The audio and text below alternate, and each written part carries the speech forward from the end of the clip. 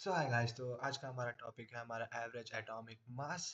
तो मैंने आपके सामने सबसे पहले क्वेश्चन रख दिया है क्योंकि क्वेश्चन से बहुत बेटर समझ में आता है और मैं हमेशा बोलता हूँ क्वेश्चन सॉल्विंग करने से जो लर्निंग होती है वो हमेशा बेटर होती है थ्योरी से। तो क्वेश्चन देख लेते हैं। The boron has two isotopes. तो सबसे पहले हम ये आइसोटोप से ही बताएंगे कि एवरेज एटॉमिक मास है क्या। ठीक है, average atomic mass. Average atomic mass क्या होता है? अब जैसे हमारे कुछ कंपाउंड्स होते हैं जैसे कि कार्बन, बोरॉन, कंपाउंड सारे कुछ एलिमेंट्स होते हैं, कार्बन, बोरॉन, इनके आइसोटोप्स एग्जिस्ट करते हैं। ठीक है, तो सबसे पहले हम मान लेते हैं आइसोटोप्स। आइसोटोप्स क्या होते हैं? आइसोटोप्स होते हैं जो कि हमारा सेम एलिमेंट हो। ठीक है, same element, same atomic number, same atomic number but different mass number, but different mass number.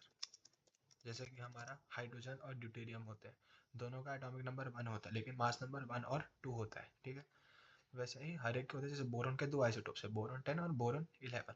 ठीक है, इसका मतलब है कि ये जिसमें हमारा बोरॉन का मास नंबर 10 है और इसमें मास नंबर बोरॉन का 11 है। अगर एक ही एटॉमिक मास होता तो मतलब कि तो फिर वही हमारा एटॉमिक मास होता, लेकिन अब क्या है, अब हमारे पास आइसोटोप्स है और हमारे पास उनके परसेंटेज अबेंडेंसेस है कि हाँ, कि जैसे मान लीजिए कि आपका 100 बोरॉन है तो उसमें से 20% बोरॉन 10 है और 80% बोरॉन 11 है। ठीक है, ये 11 है। ठीक है, तो ये होता है।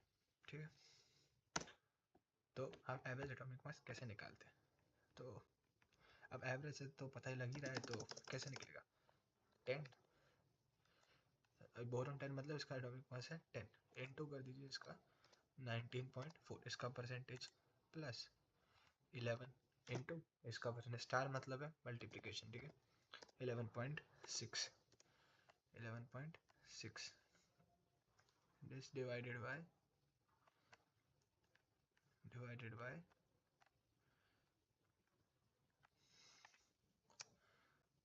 किससे डिवाइड कर देंगे? 100 से। ठीक है, तो ये 100 क्यों? 19.4 प्लस 80.6, एट द एंड हमेशा क्या ही आएगा? 100 आएगा। ठीक है, हम इसको ज़रा कैलकुलेट कर लेते हैं। 10 multiply 19.4, 10 multiply 19.4 plus 11 into 80.6 divide by 100, तो कितना आ गया? 10.8।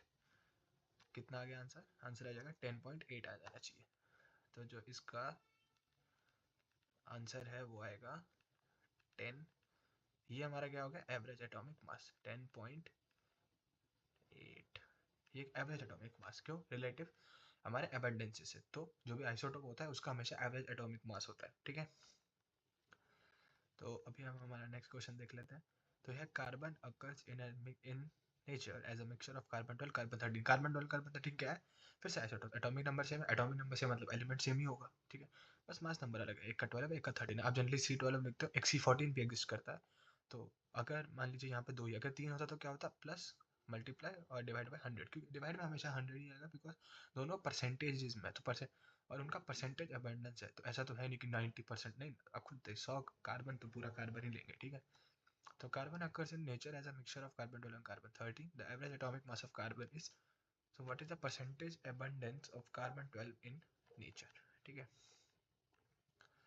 तो इसको भी हम थोड़ा थोड़ा सॉल्व कर लेते हैं। तो हम मान लेते हैं कि हमारा जो C12 का अबंडेंस है वो X% है। ठीक है, तो अभी मैंने आपको कहा जो हमेशा हमारा वो होगा परसेंटेज, हमेशा सम अप टू कहाँ से जाएगा? 100 पे जाएगा।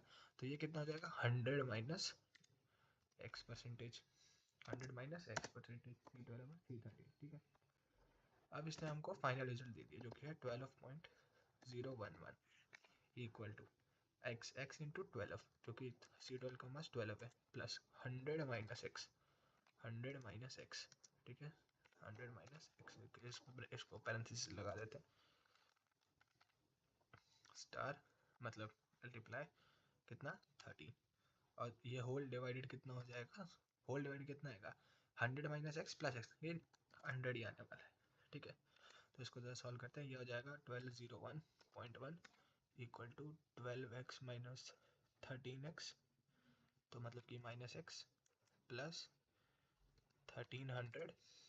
ठीक है, तो यहाँ से हमारा x कितना आ जाएगा? x को वहाँ भेजा, ये इधर आ गया, ये हो जाएगा 1300 1300 माइनस 12.01, सॉरी 1201.1, तो कितना आ गया 98.9।